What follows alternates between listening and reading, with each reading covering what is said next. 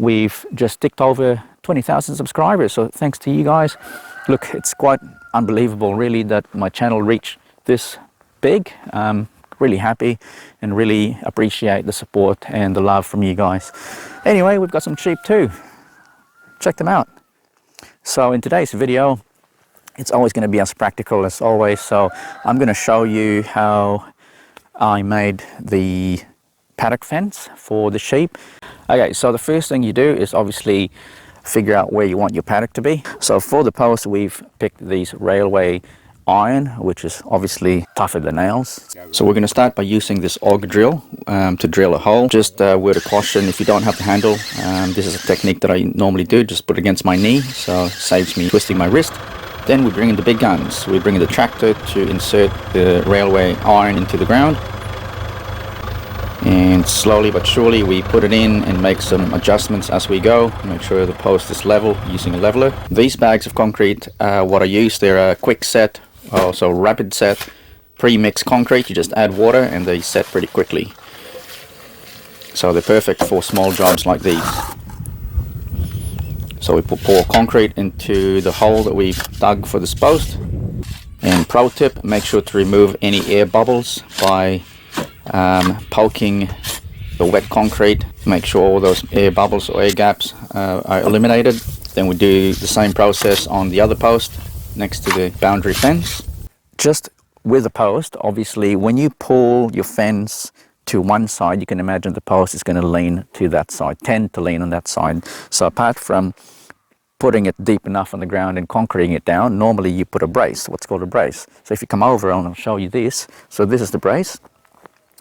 Now, we made a mistake here, and disclaimer, we are not pro fencers, so if there's any pro fencers, feel free to correct us or put a comment down the bottom. But anyway, that's your brace. So normally when you pull it this way, you put a brace this way here down, okay? So when you pull the fence this way, the brace will hold it. And then if you pull it that way, then ideally you put another brace that way as well. Now, initially we thought we were going to put the fence around this post and pull it that way as well. So to save us from putting two braces, what you can do is you can do this, which is put the brace kind of diagonal. So it holds the post either that way or this way.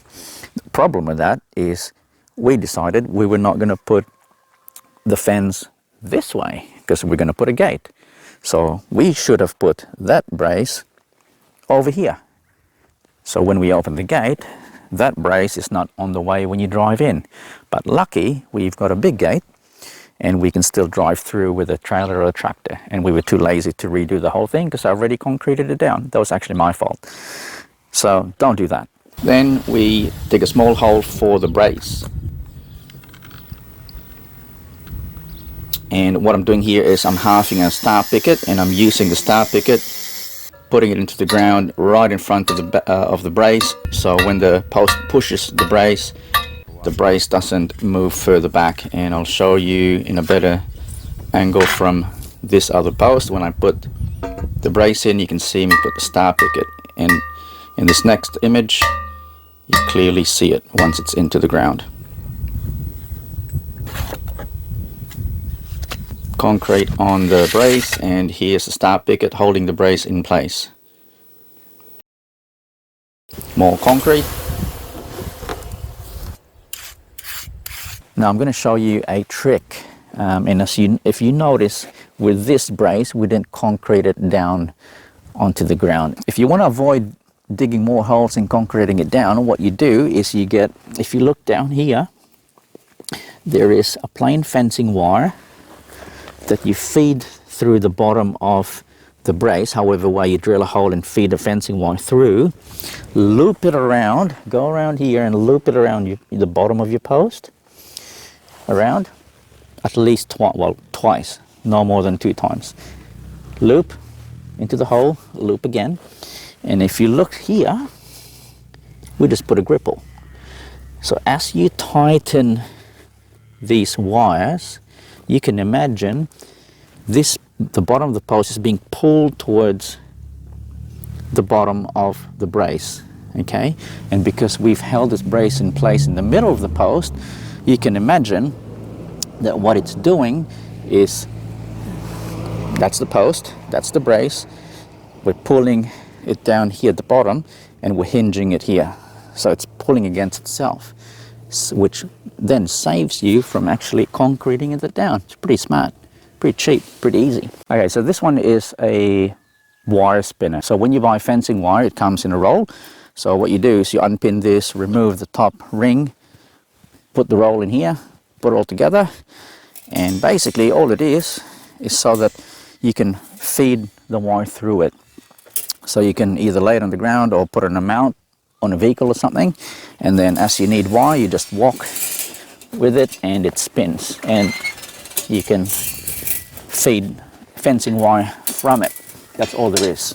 Alright, so the first thing we're going to do is we're going to feed some fencing wire to the first post right in front of the property and tie it like so. Take the fencing wire all the way to the next post down the bottom and tie it like so. Then I'll show you how to use a strainer so we can strain the fencing wire. So from that post in front all the way to the back here. I'm going to show you how to use a strainer. Feed it here.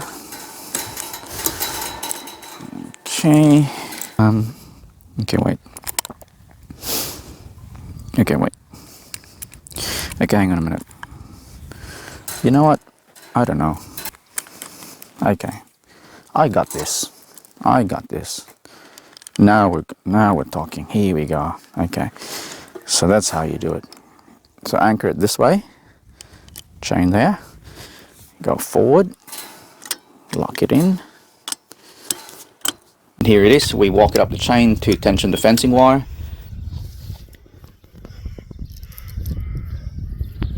Then you can see the slack, and we're going to use gripples to tie the fencing wire together.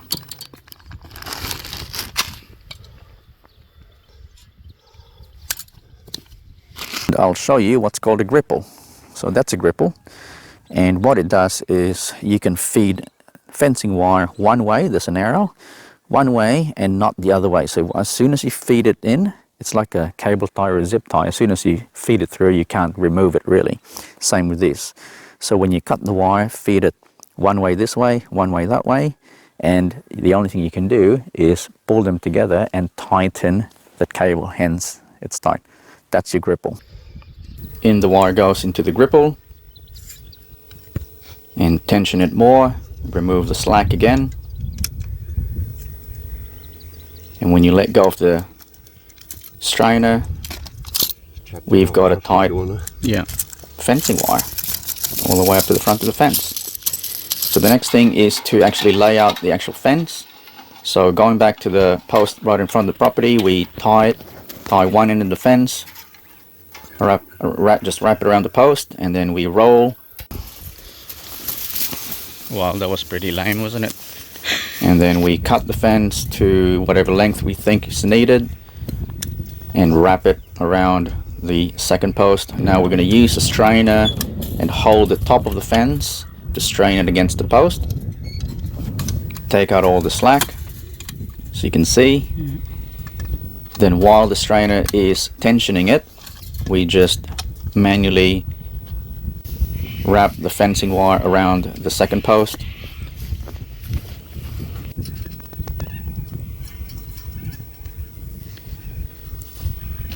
Like so.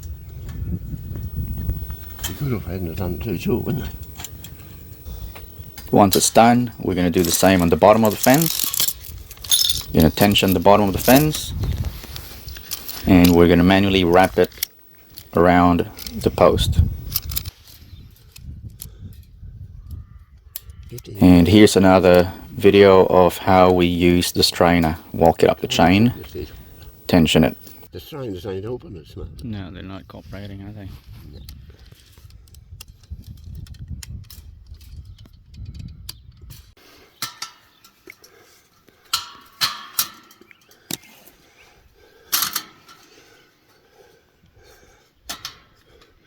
It'd be good to have that little gripple now, wouldn't it? Yeah. Now that we've done the fence, we're going to run another fencing wire on top of the fence. and this will just strengthen the fence basically. So one wire down the bottom, one wire on top, and do the same, strain it to the second post like so, and use a gripple. Then we're on to laying out our star pickets. Now how deep, I'll tell you in a minute. That's your star picket or your star dropper, however way you want to call it. So it comes in different lengths, and all of them will have these holes.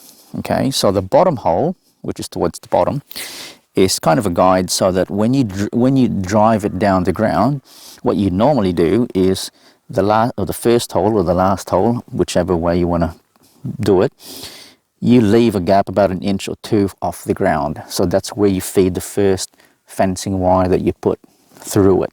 Okay, and then normally your fence, which varies in height, this one's pretty low, can either go down to that hole or the next hole. Okay, and then depending on the height of the fence will dictate how many holes left you have to the top of the star picket. So this one's pretty low, and as you can see, we're left with 3 other holes. And because it's going to turn out the low fence, what you normally do is feed like a normal fencing wire, like a plain wire, through the other holes to increase the overall height of the fence. Okay, so for the top hole, normally people would put, well, there's a few options: another plain wire, or a barbed wire, or another plain wire, and put an electrified, so like an electric fence. And that's what we're going to do with our one, hence there's a empty hole here. All our star pickets are in place on that side of the fence and on the other side of the fence. Okay, just on the star picket, when you drive it in, make sure you position the star picket this way, so the holes are facing this way. And the reason being is that when you put these, oh hello, when you put these things, I don't know what they're called, so when you tie the fence into these little things closer to the hole, it's positioned in a way that the hole's here. So for example, see if I can put one. Oh, here we go. Let's just pretend we're going to put one. So how these work is you put in the hole like so, and normally like that. They come with a tool, put it up like this, come with a tool like this. Okay, and then there's a hole, put that through the hole, fold it down, the other one, fold it down, like so, and they turn up like that. Right, it's over. Come on. That's it, Bella. Welcome to your new home. Come on. So just on the sheep, a male sheep's called a ram, a female is a ewe, and the male that's got its cojones cut out is called a wether. Now the reason why they do that to some male sheep is to remove or eliminate the testosterone of the sheep, and that's why rams or male sheep are not really ideal for eating, because testosterone levels are quite high, and the taste, some people think the taste are not as good as the ewes. And the next thing we're going to do is dig another hole for the post that's going to hold the gate, where we're going to hinge the gate. So more concrete in, set up the post, make sure it's all aligned. These sheep that we have are Aussie white, so they're self-shearing. We don't have to worry about shearing them, which is great. That's one of the main requirements I wanted in getting sheep, is we don't have to shear them. So it's one thing you need to consider when getting sheep. If you don't have access or skill to shear your sheep, it's best to get self-shearing breed. Now before you put the gate, obviously the span between the two posts are measured depending on the gate that you're going to put across. That's pretty common sense, I guess. Well, thanks for watching, guys, and I hope you learned something from this video. If you haven't watched my video of how I made this massive pallet enclosure, I encourage you to do it. I'll put a link in the description and probably up here as well. Next video, just a sneak peek. I've put a gate here. I've done some improvements. This is now the chicken coop. It's massive, covered in tin. If you come over here, I'll give you a little bit of a sneak peek of what the next video is going to look like. It's going to be about the chickens in the chicken coop. So I'm going to show you how I built this roof and everything inside of here, and also our chickens, and a lot of practical tips about chickens. We do have some cows, but that's going to be for another video. Make sure to subscribe, like the video if you learned something today. I'll see you in the next one.